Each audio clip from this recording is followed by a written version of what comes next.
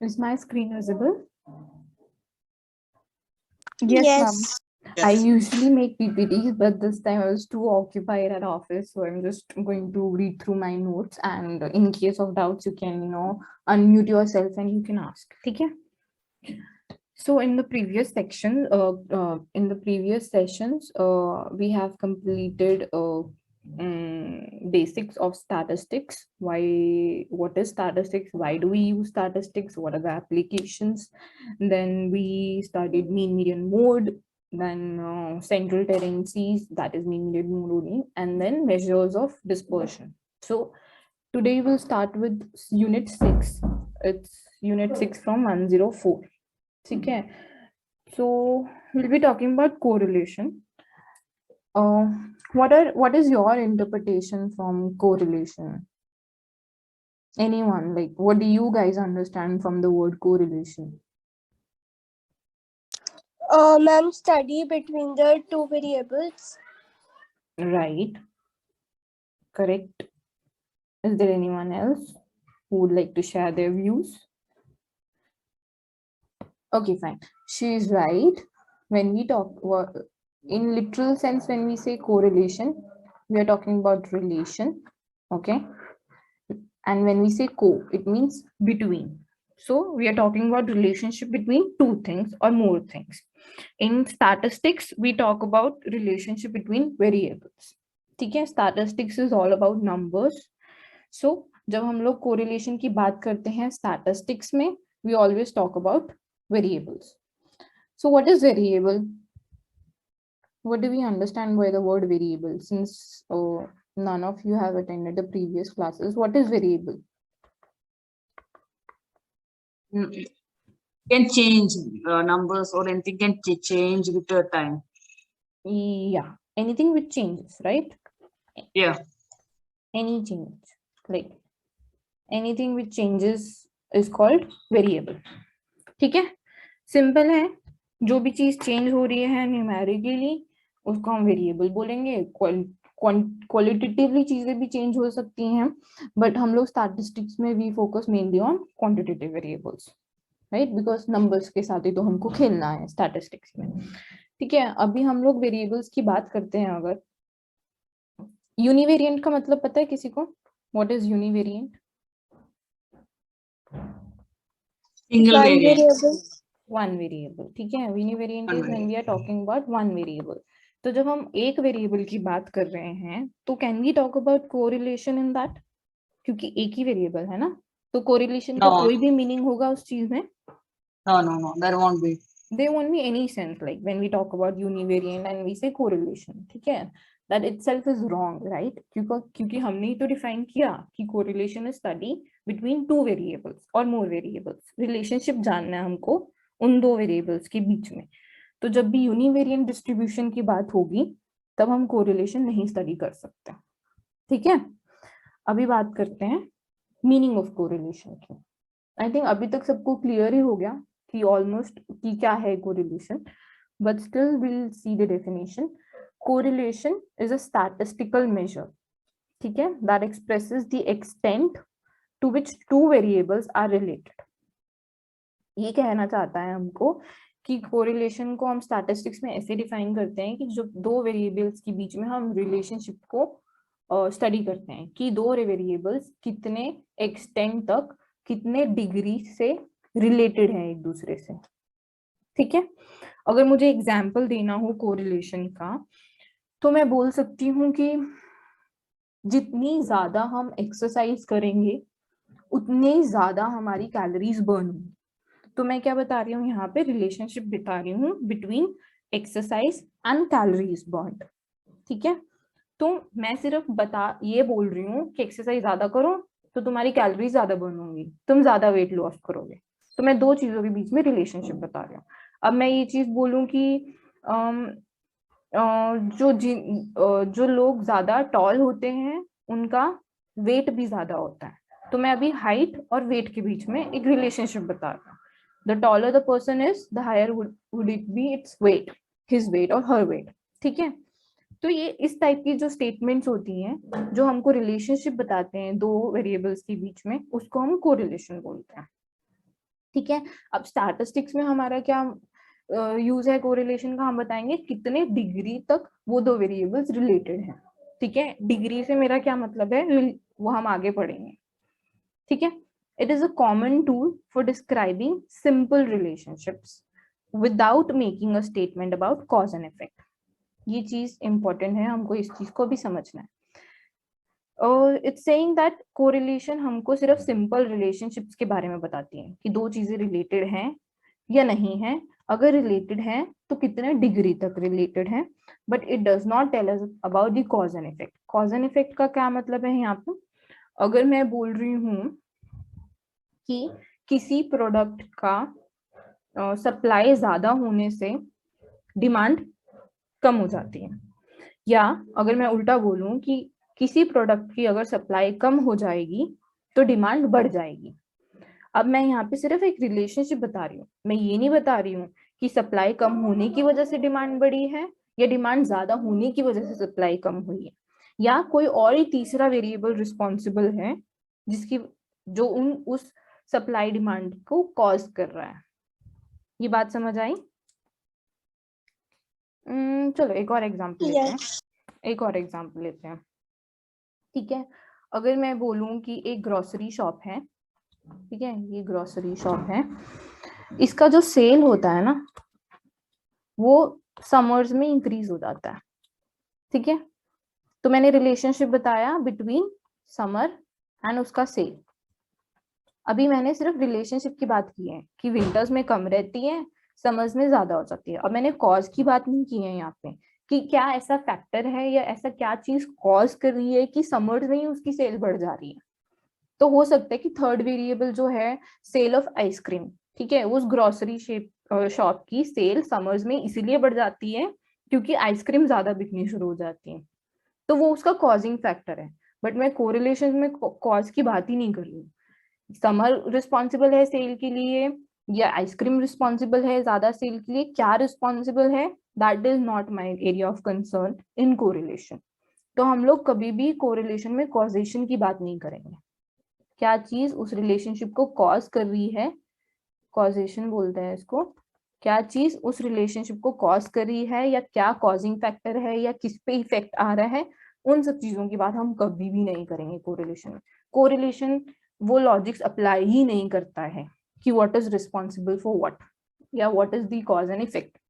ठीक है, correlation just simply talks about कि दो वेरिएबल्स कितने डिग्री तक, कितने एक्सटेंट तक एक दूसरे से रिलेटेड है, बस रिलेशनशिप की बात करेगा और कि कोई लॉजिक की बात नहीं करेगा, कोई बिहाइंड द कॉजेशंस या कॉजेस की बिल्कुल बात नहीं करेगा वो। So this is something which needs to be very clear to everyone कि correlation does not talks about causation. ठीक है, is it clear or should I explain with more examples? It's clear. Cool. तो यहाँ पे example लिया हुआ है कि इनकम कम होने से एक्सपेंडिचर कम हो जाता है। सो यहाँ पे हम लोग कॉज की बात ही नहीं कर रहे हैं, हम लोग सिर्फ बात कर रहे हैं अच्छा इनकम कम हो गई तो एक्सपेंडिचर कम हो गया। अब मैं इसके पीछे कोई लॉजिक नहीं लगा रही हूँ, क्यों इनकम कम हुई, क्यों एक्सपेंडिचर कम हुआ, इनकम कम होने की वजह से एक्सपेंडिचर कम हुआ या उसके कोई और अपने रीजंस थे या प्रॉब्लम्स थी जिसकी वजह से उसने अपने एक्सपेंडिचर कम कर दिए। So I am not talking about cause here. ठीक है, जस्ट एक रिलेशनशिप बताया मैंने, इनकम कम है तो एक्सपेंडिचर कम होगा। ठीक है, आगे बढ़े।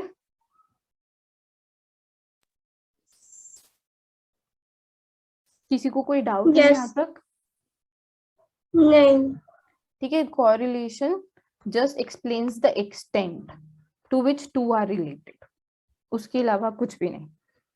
ठीक है, अभी आगे थोड़ा देख लेते हैं। Correlation is relationship between two और more variables of a series. I think ये डेफिनेशन क्लियर है, इसको डेफिनेशन की तरह यूज कर सकते हैं। And causation is a relationship that describes the cause and effect. ये दोनों सेपरेट एंटिटीज हैं, दोनों रिलेटेड नहीं है एक दूसरे से। कोरिलेशन अलग है, कॉजेशन अलग है। ठीक है, correlation does not imply causation, ये इंपॉर्टेंट है, ये हमें हमेशा हमको याद रखना है। ठीक है, आगे बढ़ते हैं। Correlation between the two variables may be due to the following reasons. ठीक है, अभी हम बोल रहे हैं कि अच्छा दो वेरिएबल्स रिलेटेड हैं तो उनके रीजंस क्या हो सकते हैं, उसके बारे में इन्होंने थोड़ा बात की है। Both variables being influenced by a third variable, जैसे मैंने ग्रोसरी वाला एग्जांपल दिया था, हम लोगों ने तो रिलेट कर दिया समर को और सेल को, बट क्या पता वो थर्ड वेरिएबल से इन्फ्लुएंस हो रहे हो, जो कि आइसक्रीम था। ठीक है, टेम्परेचर बढ़ता है तो आइसक्रीम की सेल्स बढ़ती है, इसलिए उसका समर्स में सेल्स बढ़ गया, तो कोई और थर्ड वेरिएबल रिस्पॉन्सिबल है। या फिर ये भी हो सकता है कि वो म्यूचुअली डिपेंडेंस हो, कॉज एंड इफेक्ट एक्चुअली में हो रहा हो, वही वेरिएबल्स, दो वेरिएबल्स की जिनकी बात हम कर रहे हैं वो म्यूचुअली डिपेंडेंट हो, है ना। अब मैं बोल रही हूँ कि हाइट और वेट, तो हो सकता है ना वो डिपेंडेंट हो म्यूचुअली, जैसे जैसे हाइट बढ़ती जाएगी वेट बढ़ता जाएगा। ठीक है, हो सकता है, हमको नहीं पता। ठीक है, या फिर ट्रू चांस हो सकता है कि हमने डेटा स्टडी किया, अच्छा एक चीज के बढ़ने से दूसरी बढ़ रही है और वही उसका कॉज है और वही उसका इफेक्ट है, तो ऐसे कोइंसिडेंस भी हो सकता है, जरूरी नहीं है वही है, बट हमको ऐसा डेटा बता सकते हैं कि हाँ वही है कॉजेस। ठीक है, so there can be many reasons which are responsible for cause and effect, या दो वेरिएबल्स क्यों कोरिलेट हो रहे हैं अब। ठीक है, उसके रीजंस बहुत सारे हो सकते हैं, या तो जेन्युइनली वो दोनों एक दूसरे पे डिपेंडेंट है, या जेन्युइनली कोई उनमें एक डेटा कलेक्शन में हमारा प्रॉब्लम हुआ है या कोइंसिडेंस हुआ है, या एक्चुअली एक वेरिएबल दूसरे को कॉज कर रहा है, इफेक्ट ला रहा है, या फिर कोई और ही थर्ड वेरिएबल उनको इफेक्ट कर रहा है और उन दोनों में रिलेशन बन रहा है। ठीक है, कोरिलेशन किसी भी रीजंस की वजह से हो सकता है और वो हमको इम्पोर्टेंट नहीं है किस रीजन की वजह से हो रहा है, बट हमारे लिए इम्पोर्टेंट क्या है इस चैप्टर में पढ़ना कि कोरिलेशन क्या है और उसको मेजर कैसे करना है। बट हमने एक बार रीजंस चेक कर लिए कि हाँ किन किन वजह से वो दोनों रिलेट हो रहे होंगे आपस में। ठीक है, कोई डाउट है किसी को यहाँ तक, बोल If you're देना। talking about cause and effect, we are not talking about cause and effect. What's the relation between this one correlation and the cause and effect? Before you told that it is not related. No they are not related. हम लोग इस बारे में बात कर रहे हैं अभी ड्यूरिंग दिस सेक्शन कि अगर दो कोरिलेशन है, दो वेरिएबल्स के बीच में अगर कोरिलेशन है, रिलेशनशिप है, तो वो किस वजह से आ सकता है वो रिलेशनशिप, या तो किसी एक थर्ड वेरिएबल ने उन दोनों को इफेक्ट किया। ठीक है, We are assuming it. नहीं नहीं नहीं, वो केसेस की बात करें। ओके, मैं बोल रही हूँ कि अच्छा अगर मैं बोलूँ कि कॉफी और स्लीपिंग आवर्स, मैंने ये स्टडी किया। ठीक है, कॉफी ज्यादा पीने से मेरे स्लीपिंग आवर्स कम हो जाते हैं, ये मेरा एक रिलेशनशिप है। ठीक है, अभी मैं बोल सकती हूँ केसेस क्या पॉसिबल हैं कि ये कोरिलेशन एग्जिस्ट हो रहा है, either there is some other third variable which is responsible, supposedly वो बहुत स्ट्रेस्ड है ना, इसीलिए वो कॉफी ज्यादा पी रहा है, और स्ट्रेस होने की वजह से उसको नींद भी कम आ रही है। तो हमको दिख रहा है कि कॉफी और स्लीपिंग आवर्स रिलेटेड है, बट वो रिलेशनशिप का कॉज क्या हो सकता है उसके बारे में बात करें कि अच्छा कोई और थर्ड वेरिएबल भी रिस्पॉन्सिबल हो सकता है हमको ये कोरिलेशन दिखाने के लिए। ठीक है, या फिर एक्चुअल में डिपेंडेंस है, कॉफी ज्यादा पीने से स्लीप कम हो जाती है, हो सकता है ना, जेन्युइन हो वो कॉज एंड इफेक्ट हो, but correlation does not talk about causation, वो सिर्फ रिलेशनशिप की बात करता है। कोरिलेशन का काम सिर्फ इतना ही है मेरे को देखना कि कॉफी और स्लीपिंग आवर्स का क्या रिलेशन है, कितने एक्सटेंट तक या कितने डिग्री तक वो दोनों रिलेटेड है। अच्छा मैं 1 कप कॉफी पीऊंगी तो मेरी नींद कितनी कम होगी, है ना, 2 कप कॉफी पीऊंगी तो मेरी नींद और कितनी होगी, वो मेरा सारा मुद्दा है कोरिलेशन में। कम क्यों हो रही है नींद, कॉफी की वजह से हो रही है, स्ट्रेस की वजह से हो रही है, या उसको कोई और पर्सनल प्रॉब्लम्स है उसकी वजह से हो रही है, वो मेरा मुद्दा नहीं है, समझे। बट वो ये क्लियर करना चाहते हैं कि जरूरी नहीं है कॉफी और स्लीप का अपने आप में रिलेशन हो, या दोनों कॉज एंड इफेक्ट कर रहे हो, कुछ और भी रिस्पॉन्सिबल हो सकता है वो रिलेशनशिप को हमारे सामने दिखाने के लिए। है ना। मैम। हाँ जी, तो अभी सिग्निफिकेंस की बात कर लेते हैं। मैं कोरिलेशन पढ़ तो रही हूँ, क्यों पढ़ रही हूँ, मेरे को क्या करना है जान के दो वेरिएबल्स के बीच में क्या रिलेशन है, कितने एक्सटेंट तक रिलेशन है। What do you think, how can correlation help us, अगर हम स्टैटिस्टिक्स के पॉइंट ऑफ व्यू से बात करें तो What are your views? How can correlation Ma'am, help us? maybe about we can get a study about different variables, or maybe study becomes easier. ठीक है, right. Anyone else? कोई और?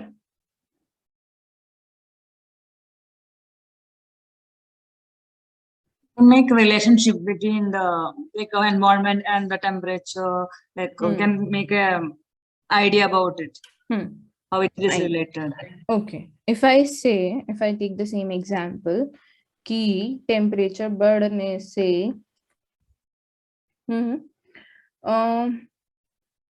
temperature बढ़ने से greenhouse effect, greenhouse effect, coolers की cell increase होती है। yes. ठीक है, अगर मैं ये रिलेशनशिप स्टडी कर रही हूँ कि टेम्परेचर इंक्रीज होने से, समर्स आने से, हॉट होने से मेरे कूलर्स की सेल इंक्रीज हो सकती है, तो मैं एक चीज प्रेडिक्ट कर सकती हूँ। Can I make a prediction कि अच्छा एज अ सेल, मतलब अगर मैं किसी कंपनी के में अंडर काम कर रही हूँ, तो can I make a prediction कि अच्छा विंटर्स होंगी तो मुझे कूलर्स कितने बनाने हैं, प्रोडक्शन कितनी करनी है कूलर्स की, एंड अगर समर्स है तो मेरे को कितनी प्रोडक्शन करनी है कूलर्स की। So can I make a prediction on this based on this relationship? Is it possible? Yes, ma'am. Yes. So correlation helps us in making predictions, है ना? Weather forecasting, it's based on predictions, right? ये temperature चल रहा था इतने दिनों से, तो अगले 2 दिन भी ये टेम्परेचर रहने वाला है। That is a forecasting, prediction कर रही हूँ मैं। ठीक है, फोरकास्टिंग, वेदर फोरकास्टिंग में तो और भी रिस्पॉन्सिबल फैक्टर्स होते हैं, but yes, I on an average I can make a prediction कि ये based on this relationship future में क्या होने वाला है या क्या हो सकता है। ठीक है, अगर मैं बोलूं कि सप्लाई कम होने से डिमांड बढ़ने वाली है, ठीक है, तो मैं प्रिडिक्ट कर सकती हूँ कि फ्यूचर में जाके मेरी कितनी डिमांड आने वाली है मार्केट में जाके, और मेरे को कितना शॉर्टफॉल होने वाला है। Yes, ma'am. राइट, सो सबसे इम्पोर्टेंट चीज है correlation helps us in making predictions. ठीक है, वो मैंने यहाँ पे मेंशन नहीं किया है, but it does helps us making predictions. और हम एक और तरीके से बोल सकते हैं डिसीजन मेकिंग, है ना, हमको हेल्प करता है कि हमको डिसीजंस कैसे लेने हैं। अभी अगर मैं ट्रैवल कर रही हूँ, मुझे पता है कि supposedly I am planning to go to Himalayas, और मेरे को पता है कि जैसे जैसे ऑल्टीट्यूड इंक्रीज होगा, ऑल्टीट्यूड समझते हैं सब, जैसे जैसे हाइट इंक्रीज होगी हिल्स की, वैसे वैसे ऑक्सीजन लेवल कम होगा, राइट? ये सबको Yes, पता है ना, ma'am. ऑल्टीट्यूड इंक्रीज होने से ऑक्सीजन लेवल्स कम होते हैं। So based on that, I can make a decision, अच्छा, whether I want to carry additional oxygen or not, whether I want to take some medicines or not. So I can make a decision based on that correlation, right? समझे? या हो सकता है ना कि कई कई लोगों को जैसे ट्रैवल सिकनेस होती है, जैसे जैसे हाइट इंक्रीज होती रहती है, जैसे जैसे वो होता है, तो उनको पता है कि उनको वॉमिटिंग आने के चांसेस बढ़ सकते हैं, तो क्या डिसीजन लेंगे, अच्छा मैं अपने साथ वॉमिटिंग की मेडिसिन रखने वाली हूँ, because they know the relationship. ठीक है, अब वो उन्होंने उस बेसिस पे उन्होंने डिसीजन मेकिंग किया अपना। ठीक है, और ये तो बहुत छोटे छोटे एग्जाम्पल्स है समझाने के लिए। When we talk about statistics, when we talk about data, companies use that data, use that correlations to launch their products, to modify their products, to analyze the demand in the market, and how they will plan their supply chain and everything. तो statistics से बहुत सारे political decisions भी होते हैं, sales के decisions भी होते हैं, so there are many things which are responsible. ठीक है, और एक इन्होंने लिया है कि 2 वेरिएबल्स कितने एक्सटेंट तक रिलेट हो रहे हैं, उसको हमें एक फिगर में वी कैन सिंप्लीफाई इट, और वी कैन क्वांटिटेटिवली डिस्प्ले की एक ही फिगर में बता सकें। वो हम आगे पढ़ेंगे, ये पॉइंट जो फर्स्ट पॉइंट है वो आगे जाके समझ आएगा कि क्यों हम बोल रहे हैं कि एक ही फिगर, 1 फिगर में हम लोग रिलेशनशिप को बता रहे हैं। ठीक है, फिर और कोरिलेशन का फायदा क्या हो सकता है? What do you think? What can be the other benefits of correlation?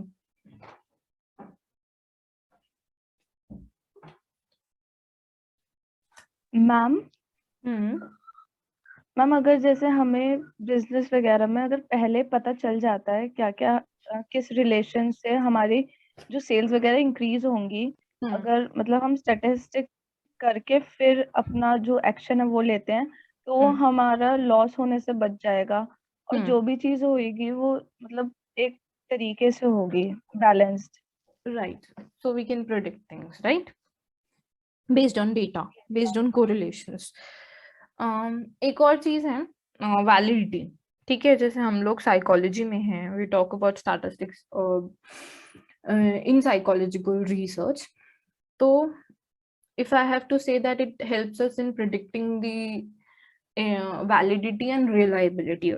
ठीक है, अगर मैं एक एग्जांपल लूं, कोई मुझे बता सकता है how in psychology correlation can help us in predicting the validity and reliability? Supposedly IQ test है. देखो, एज अ रिसर्चर क्या होता है कि मैं जब भी कुछ new test, supposedly I am a researcher and I want to develop a new IQ test, है ना. अभी IQ टेस्ट डेवलप करने के लिए मेरे को उसका दो चीजें होती हैं, एक रिलायबिलिटी होता है, एक वैलिडिटी होता है. ठीक है, ये दोनों चीजें मुझे टेस्ट करनी पड़ती हैं, रिलायबिलिटी एंड वैलिडिटी, तभी मैं बोल सकती हूँ कि मैं अपना एक नया IQ टेस्ट लॉन्च कर रही हूँ. ठीक है, so what is reliability? Any idea? Reliability क्या है? मैम हम जो चीज कर रहे हैं उस पर कितना ट्रस्ट कर सकते हैं. Trust as in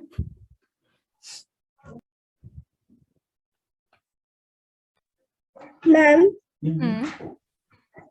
ma'am reliability includes test retest methods. उसमें दो टाइप ऑफ ये मेथड्स होते हैं, कि हमने 11th में I guess I started. And in validity we have like odd even methods.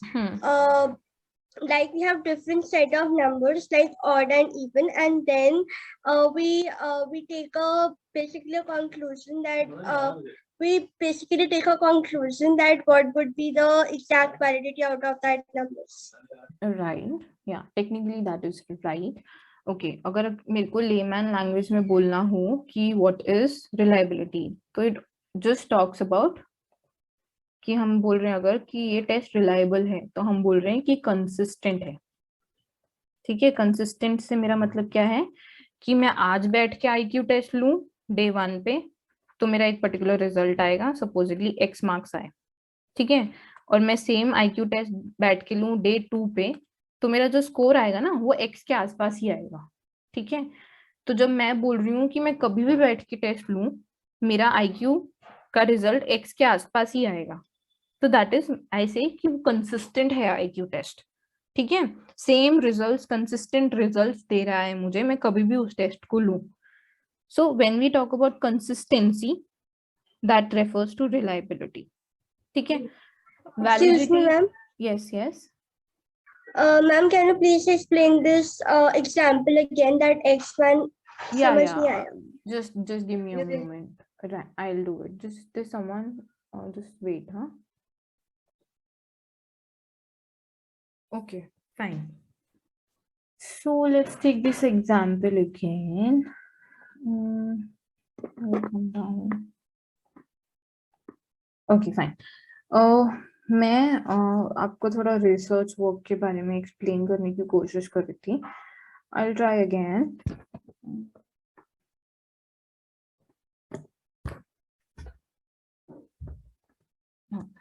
Is it visible? My screen is visible? Yes ma'am. Yes, yes. Okay, fine. अभी देखो, as a researcher क्या हो रहा है? Supposedly I'm a researcher and I want to develop a new IQ test. ठीक है, IQ test समझते हैं सब लोग? इंटेलिजेंट क्वेश्चन, अगर मैं इंटेलिजेंस क्वेश्चन बोलूं, ये आई थिंक आप 103 में पढ़ोगे इंटेलिजेंस में. When we talk about intelligence, testing someone's intelligence is done through IQ tests. ठीक है, it is intelligence quotient. I think everyone would have given this IQ test in some form or the other, right? Like admissions में सबसे ज्यादा आता है, placements में, जब company placements में जाते हैं तब से सबसे ज्यादा लिया जाता है एप्टीट्यूड टेस्ट सॉर्ट ऑफ. ठीक है, aptitude is just one part of IQ test, but if I have to give you a rough idea, जो भी एप्टीट्यूड टेस्ट होते हैं कंपनी इंटरव्यूज में लगा लो या कॉलेज एडमिशंस में लगा लो, दो सॉर्ट ऑफ टेस्ट. ठीक है, विच टेस्ट आर इंटेलिजेंस. ठीक है, तो अगर मैं as a researcher I want to develop an IQ test, मैं चाहती हूँ कि एक मैं नया IQ टेस्ट डेवलप करूँ इंडियन लोगों के लिए, इंडियन पीपल के लिए. ठीक है, तो मैंने कुछ कुछ उसमें सेट ऑफ क्वेश्चंस रखे. सपोज मैंने उसमें एकेडमिक्स रखा, मैंने वर्बल रखा, उसमें मैंने उसमें कुछ केस स्टडीज टाइप क्वेश्चंस रखे, मैंने उसमें कुछ मैथ्स जैसा क्वेश्चन रखा, मेंटल एबिलिटी रखा. तो मैंने ऐसे बहुत सारे टाइप्स के सेक्शंस बना दिया और क्वेश्चंस बना दिए. ठीक है, तो अभी मेरे को टेस्ट करना है कि इसकी रिलायबिलिटी और वैलिडिटी क्या है इस टेस्ट की. अब मैं जब बोल रही हूँ कि reliability, what do I mean by reliability? Reliability ये बोलता है कि कंसिस्टेंसी ऑफ रिजल्ट्स. ठीक है, सपोजिटली अगर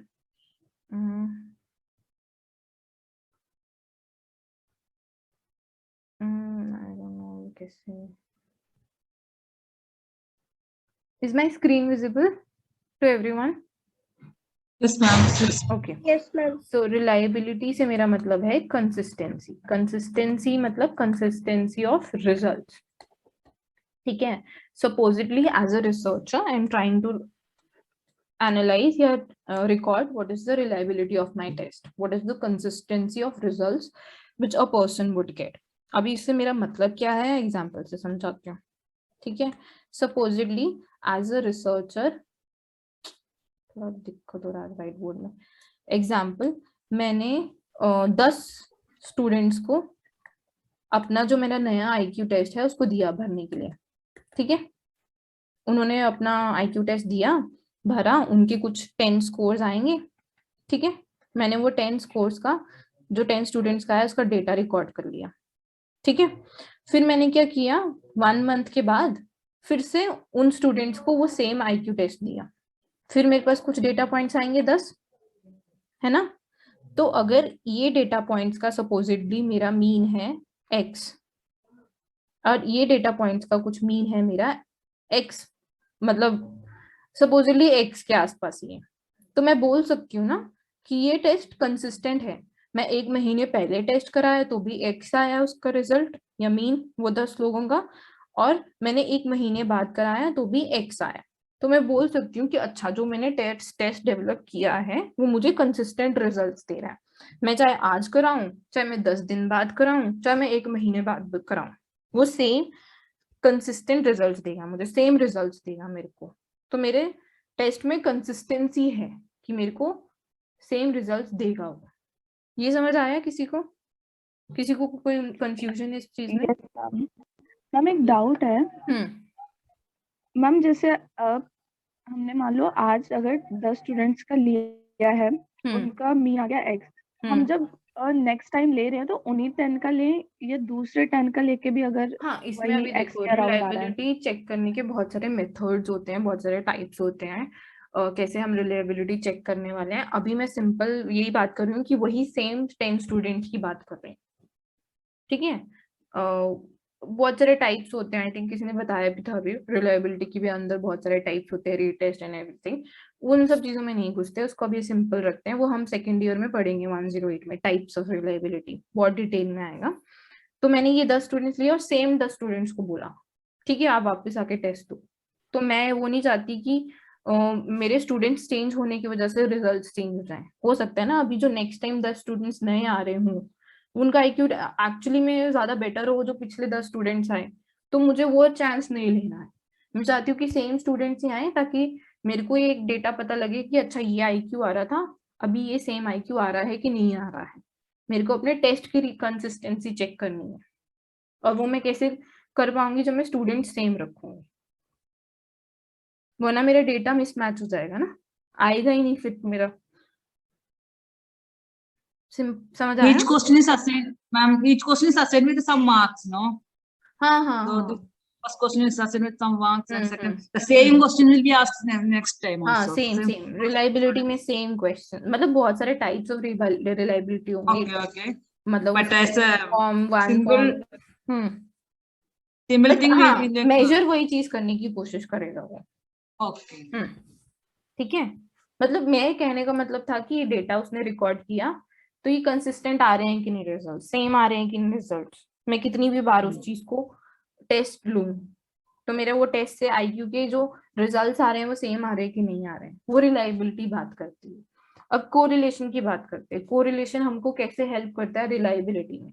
अब मैंने बोला कि मैंने ये 10 डेटा पॉइंट्स कलेक्ट किए, फिर ये 10 डेटा पॉइंट्स कलेक्ट किए, तो मैं मान सकती हूँ कि ये एक वन सेट ऑफ डेटा है, ये दूसरा सेट ऑफ डेटा है, तो इन दोनों के बीच में मैं अपना कोरिलेशन के कैलकुलेशंस करूंगी कि how much this data is related, ये दोनों डेटा आपस में कितना रिलेटेड है। तो अगर मेरा आएगा कि हाई रिलेशन है इन दोनों के बीच में, तो मैं बोल सकती हूँ ना, अच्छा कोरिलेशन मुझे बोल रहा है ये दोनों डेटा के बीच में रिलेशनशिप हाई है, दोनों ज्यादा रिलेटेड है, हाईली रिलेटेड है, तो मैं बोल सकती हूँ कि अच्छा दोनों रिलायबल होंगे, आईक्यू टेस्ट रिलायबल होगा, इसलिए कोरिलेशन हाई आ रहा है। तो that is how correlation helps us in reliability. ये समझ आया? Yes ma'am. किसी को कुछ डाउट Yes. है तो पूछ लो, कोरिलेशनशिप का रोल क्या है रिलायबिलिटी में? To make a relationship between the two. हाँ, तो जितना हाई रिलेशन होगा उतना मैं बोल सकती हूँ कि एक्स, और जो ये एक्स मेरा डेटा रिकॉर्ड हुआ है x1 और x2, जितना मेरे में कोरिलेशन ज्यादा होगा उतना x1 x2 पास होंगे ना, तभी तो हम बोल रहे हैं Then high only the reliability will be same, no? Then only the test will be the true one, good test. हाँ, तो जितना ज्यादा कोरिलेशन हाई होगा उतने उसके रिलायबल होने के चांसेस ज्यादा हैं। अब मैं बोलूँ कि कोरिलेशन ही नहीं है दोनों डेटा में, इसका कुछ अपना x1 x2 इसका कुछ y आ रहा है, इसका x आ रहा है, और मैंने इनमें कोरिलेशन स्टडी किया दोनों डेटा के बीच में, तो कुछ नेगेटिव वैल्यू आ रही है, तो दोनों रिलेटेड ही नहीं है एक दूसरे से, डेटा कंसिस्टेंट ही नहीं है एक दूसरे के साथ, तो मैं So we नहीं can बोल say it's not a सकती, good test. या it's Not not a a good good test, test. Reliable नहीं है, सेम स्कोर्स नहीं दे रहा है हमको हर बारी, Okay. राइट? Okay. इतना क्लियर है? अच्छा मैम, हाँ जी। मैम एक डाउट था, जैसे हमने 2 टेस्ट किए, उसमें अगर हमारा एक स्कोर x आ रहा है और एक स्कोर y आ रहा है, तो उसमें हमारा नेगेटिव वैल्यू चली जाती है, उसकी टेस्ट नेगेटिव वैल्यू चली जाती है, मतलब नेगेटिव वैल्यू आ जाती है। नहीं, नेगेटिव पॉजिटिव का हम लोग अभी डिटेल में डिस्कस करेंगे कि नेगेटिव का मतलब क्या होता है, पॉजिटिव का मतलब क्या होता है, तो just hold on for 5 minutes, you will understand what I meant by negative and positive, ठीक है? Okay ma'am. या ठीक है, वैसे ही वैलिडिटी के कुछ अपने टेस्ट होते हैं, and validity helps us, like correlation also helps us in analysing और judging the validity of the test. Validity से मेरा मतलब क्या है कि एक्यूरेसी कितनी है। इफ आई से कि मुझे ये आईक्यू टेस्ट लॉन्च करना है, तो is it really testing IQ only, या कुछ और ही टेस्ट कर रहा है? तो वैलिडिटी टॉक्स अबाउट एक्यूरेसी। मेरा टेस्ट जो मेजर करने के लिए बनाया है उसी चीज को मेजर कर रहा है कि नहीं कर रहा है। और मैंने बनाया है आईक्यू टेस्ट के लिए, आईक्यू टेस्ट को ही मेजर, आईक्यू को ही मेजर कर रहा है या किसी और ईक्यू को मेजर कर रहा है, या सपोजिटली पर्सनालिटी असेसमेंट के लिए कर रहा है। तो जो मैंने वैलिडिटी टॉक्स अबाउट एक्यूरेसी, कि मैंने जिस चीज के लिए बनाया है उस टेस्ट को उसी को मेजर कर रहा है कि नहीं कर रहा है, ठीक है? कोरिलेशन हेल्प्स अस इन वैलिडिटी आल्सो। इतना क्लियर है? Okay, ma'am. Validity means specifically for that test. Sorry? And it is very Validity means specifically for that same test, for that test. हाँ, वैलिडिटी में क्या होता है, हम लोग जैसे हमने ये दो डेटा को कंपेयर किया ना आपस में, तो वैसे हाँ. हम लोग वो डेटा को कंपेयर करते हैं एक्सपर्ट्स से या कोई और आईक्यू टेस्ट से, या मैंने एक्सपर्ट्स की जो ऑलरेडी सेटअप आईक्यू टेस्ट हैं वो करवाऊंगी, अपने वाले टेस्ट कराऊंगी और उन दोनों में कोरिलेशन देखूंगी। अगर अच्छा कोरिलेशन आ रहा है डेटा पॉइंट्स के बीच में, मतलब मेरा टेस्ट भी जो मेजर करना चाहिए उसको, आईक्यू को, वही मेजर कर रहा है। समझ आया? क्लियर है? वैलिडिटी कैसे मेजर करेगा? हमें एक्सपर्ट्स जो भी होते हैं या ऑलरेडी जो अच्छे टेस्ट हैं उनके हिसाब से मैं डेटा को कोरिलेट करके देखती हूँ। आई थिंक और ज्यादा क्लियर हो जाएगा जब हम लोग कैलकुलेशंस पढ़ेंगे कोरिलेशन की कैसे होती हैं, then it would be more clear I guess. Okay ma'am, ठीक है। एनीथिंग एल्स और shall we proceed? Proceed ma'am, proceed. कोई डाउट्स यहाँ तक? Not so far. Okay, okay fine fine.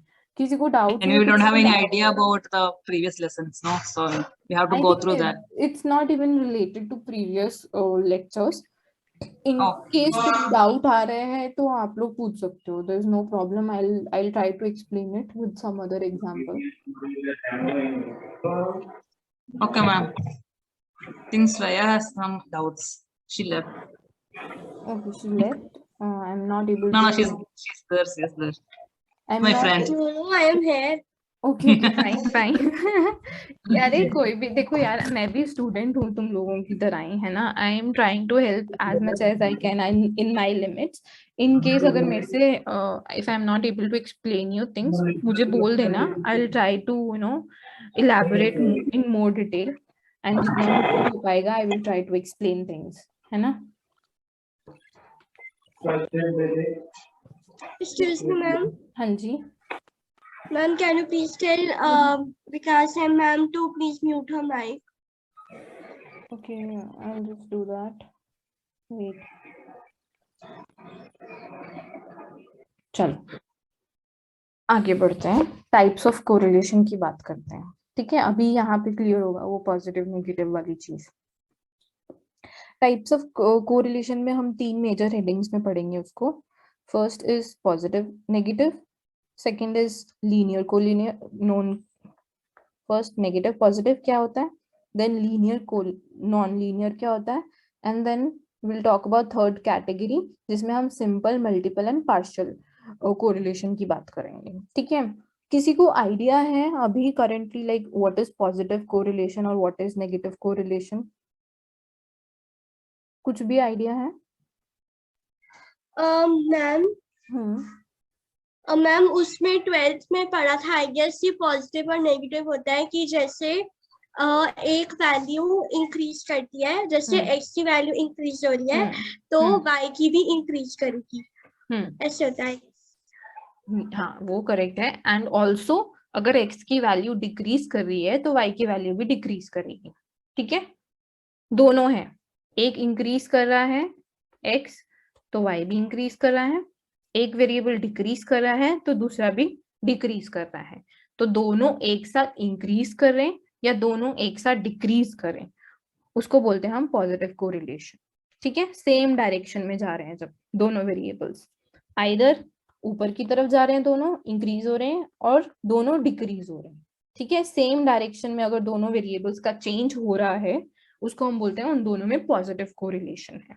ठीक है, बोथ आइदर डिक्रीज और बोथ इंक्रीज। ठीक है, अभी इसका एग्जांपल दे सकता है कोई मुझे?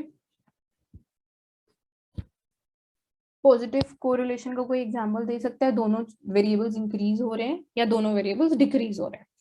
Happen simultaneously, like increase and decrease. Sorry, Means happen simultaneously. yeah, मेरे को anyone can help me with the examples? Ma'am अभी आपने पहले एग्जांपल दिया था, जैसे अगर समर्स इंक्रीज हो रही है तो कूलर्स की सेल्स भी इंक्रीज होंगे। राइट, ठीक है, तो मैं बोल सकती हूँ सेम एग्जांपल्स। एक्सरसाइज करो ज्यादा तो कैलोरीज ज्यादा बर्न होंगी, टेम्परेचर इंक्रीज होगा तो आइसक्रीम की सेल्स इंक्रीज होंगी, ठीक है। अगर हाइट छोटी होगी तो वेट भी कम होगा, ठीक है। और कोई एग्जाम्पल पॉजिटिव कोरिलेशन? मैम हम इसमें विंटर्स का भी ले सकते हैं, लाइक जैसे जब विंटर्स आती है तो लोशन का यूज ज्यादा ज्यादा होता है, तो ये पॉजिटिव कोरिलेशन हो जाएगा। इन अ वे टेम्परेचर डिक्रीजेस तो वो नेगेटिव हो जाएगा, टेम्परेचर डिक्रीज होने से इंक्रीज हो रहा है ना लोशन का यूसेज। हाँ, यस या मैम। फिर आप ऐसे बोल सकते हो कि विंटर ज्यादा होने से लोशन का ज्यादा हो रहा है, इंक्रीज, यूसेज इंक्रीज हो रहा है ना? यस मैम, उल्टा बोल रही हूँ। चलेगा चलेगा, मतलब you understood the point right, कि दोनों एक साथ या तो इंक्रीज हो रहे होंगे या तो दोनों एक साथ डिक्रीज हो रहे होंगे, तो हम बोलेंगे यस कि दोनों में पॉजिटिव कोरिलेशन है, ठीक है।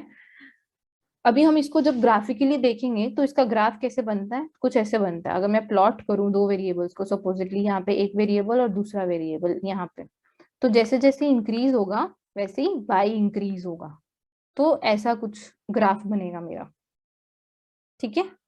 पॉजिटिव कोरिलेशन का अपवर्ड स्लोपिंग कर्व बनता है। या फिर मैं ऐसा बोल सकती हूँ x डिक्रीज हो रहा है तो y भी डिक्रीज हो रहा है, x डिक्रीज हो रहा है तो y भी डिक्रीज हो रहा है, x बढ़ रहा है तो y भी बढ़ रहा है। तो हमारा जो कर्व होगा उसका कर्व कुछ ऐसा होगा, दो वेरिएबल्स को हम जब प्लॉट करेंगे, ठीक है, अपवर्ड स्लोपिंग कर्व होगा। समझ आया ये कर्व कैसा बन रहा है? लीनियर रिलेशनशिप होगा इसमें, ये अपवर्ड स्लोपिंग कर्व बोलते हैं उसको। सेम डायरेक्शन में दोनों आइदर इंक्रीज होंगे या सेम डायरेक्शन में दोनों आइदर डिक्रीज होंगे।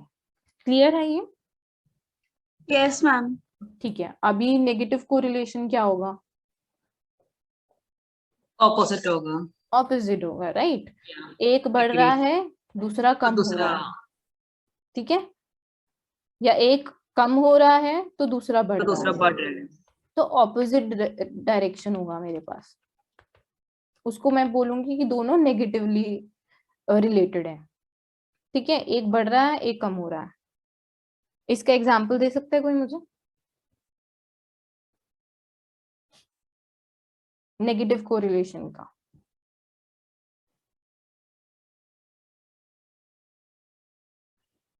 बताओ बताओ। सर्दी कम हो, ज्यादा हो जाए तो पानी पीना कम हो जाएगा। राइट, विंटर्स बढ़ जाती है तो हमारा वाटर इनटेक कम हो जाता है, ठीक है।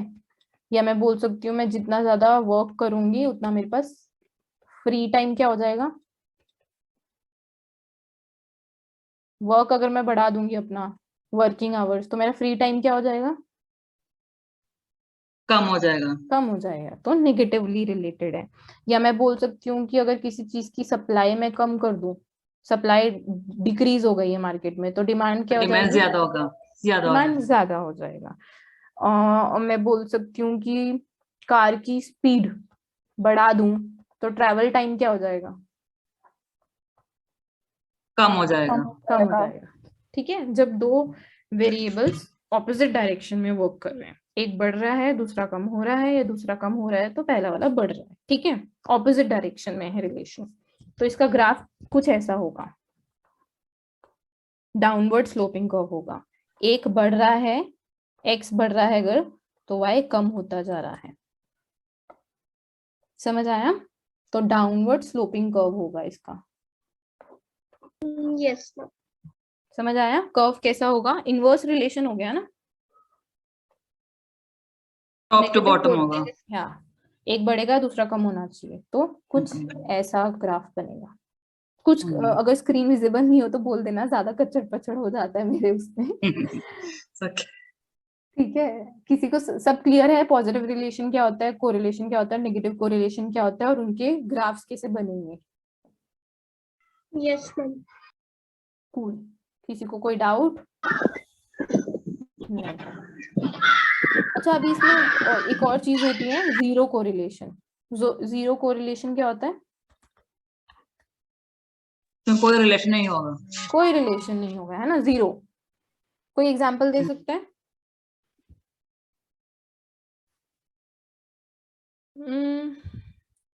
अगर मैं बोलूं कि sale of coffee and sale of medicine, तो इनका कोई रिलेशन है आपस में?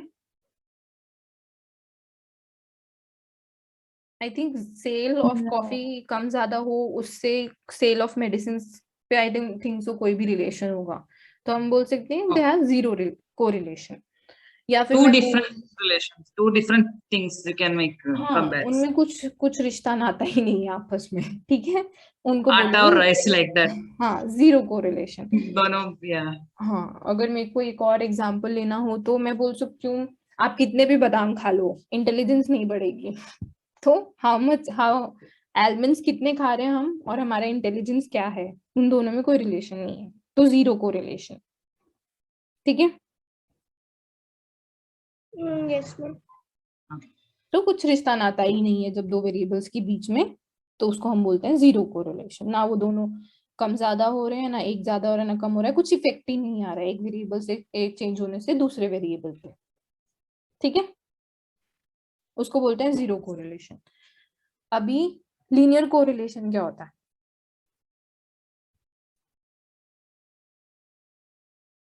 एनी आइडिया किसी को? मैं बताऊं, देखो जब जब भी वेरिएबल्स की बात करती हूँ, वेरिएबल्स मतलब कोई चीज चेंज हो रही होगी ना, तभी तो हम उसकी बात कर रहे हैं। तो अगर एक वेरिएबल चेंज हो रहा है, सपोजिटली एक्स ऐसे चेंज हो रहा है 1 2 3 4, एंड जो वाई चेंज हो रहा है वो 2 4 6 8 हो रहा है, तो इनका जो रेशो है चेंज होने का वो एक कांस्टेंट है, 1:2 रेशो में ये चेंज हो रहा है एक्स और वाई। ठीक है, जब कांस्टेंट रेशो से चेंज हो हमारे दो वेरिएबल्स, उनको हम बोलते हैं लीनियर कोरिलेशन। ठीक है, अगर मैं यहाँ पे 1 का 2 हो रहा है, मैं 2 यूनिट से x को चेंज करूंगी तो y कितने यूनिट से चेंज हो जाएगा? 4 यूनिट से। अगर मैं 3 यूनिट से x को चेंज कर रही हूँ तो y की वैल्यू क्या हो जाएगी? 6। अगर मैं सब बोलूं कि x 5 है तो y कितना हो जाएगा?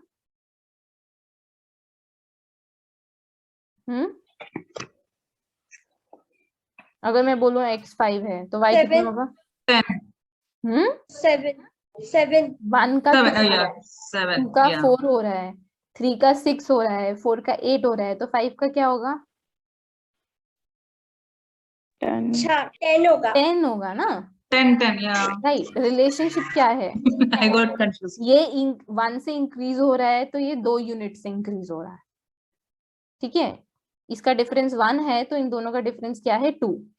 2 और 3 का डिफरेंस 1 है तो 4 और 2 का डिफरेंस क्या है? 2। तो मैं x को 1 यूनिट से बढ़ाऊंगी तो y 2 यूनिट से बढ़ेगा, सपोजिटली एग्जाम्पल है ये। ठीक है, तो जो उनका चेंज होने का रिलेशनशिप है वो कैसा है? कांस्टेंट रेशो बेयर कर रहा है, 1:2 के रेशो से ही वो चेंज हो रहे हैं दोनों वेरिएबल्स, या हो सकता है 2:3 के रेशो से ही दोनों वेरिएबल्स चेंज हो रहे हैं। तो एक कांस्टेंट रिलेशनशिप हो जब हम दोनों रेशो हो उन दोनों के चेंज होने का, उसको बोलते हैं लीनियर कोरिलेशन। ठीक है, डेफिनेशन पढ़ते हैं। Linear relation is said to exist if the amount of change in one variable tends to bear a constant ratio to the amount of change in the other variable. ये समझ आया? Linear correlation क्या होता है वो समझ आया? किसी को कोई डाउट है तो बताओ।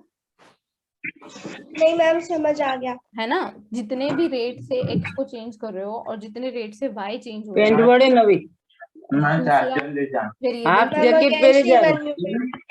पापा रू ले जा रहे पापा पेरल है हाँ हाँ, तो एक कांस्टेंट रेशो हो रहा है, मैं x को अगर 2 यूनिट से चेंज कर रही हूँ सपोजिटली, तो मेरा y 3 यूनिट से चेंज हो रहा है। ठीक है, तो एक कांस्टेंट रेशो है, कुछ भी हो सकता है वो रेशो, बट वो कांस्टेंट है। ठीक है, तो उसको हम बोलते हैं लीनियर कोरिलेशन। तो इसका ग्राफ कैसे बनेगा? कुछ स्ट्रेट लाइन बनेगा, लीनियर है ना, तो लीनियर ग्राफ बनेगा, लीनियर ग्राफ्स बनेंगे ऐसे। ठीक है, x इंक्रीज हो रहा है तो y इतने यूनिट से इंक्रीज हो रहा होगा, मतलब जो उसका स्लोप होगा वो कांस्टेंट होगा।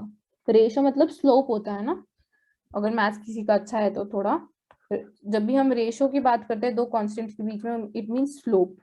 स्लोप कांस्टेंट होने का मतलब है कि वो स्ट्रेट लाइन होगी। मैम मतलब ये यूनिफॉर्म में होगा? हाँ, यूनिफॉर्म बोल सकते हो,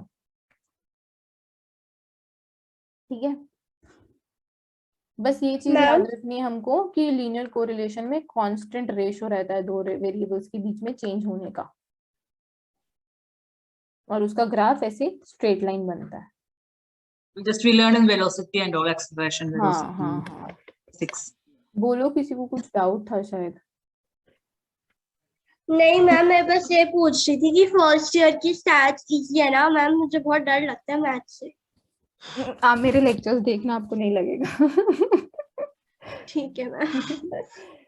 तो नॉन लीनियर कोरिलेशन क्या हो जाएगा जब curvilinear It's opposite of that. It will be curve. Does not have any constant Have ratio, any relation? Yeah. Does not have Constant constant ratio, कैसे भी ratio. चेंज हो रहा है।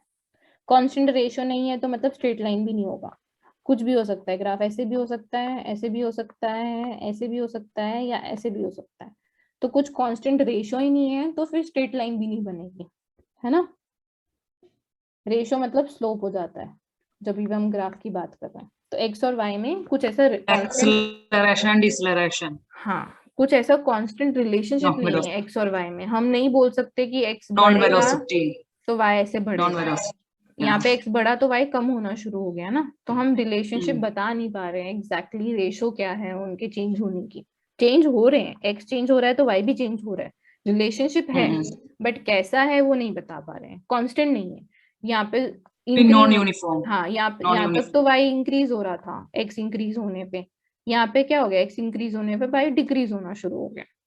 तो कांस्टेंट स्लोप नहीं है, कांस्टेंट रेशो नहीं है, तो हम उनको बोलते हैं नॉन लीनियर कोरिलेशंस। ठीक है, यहाँ तक क्लियर है सबको?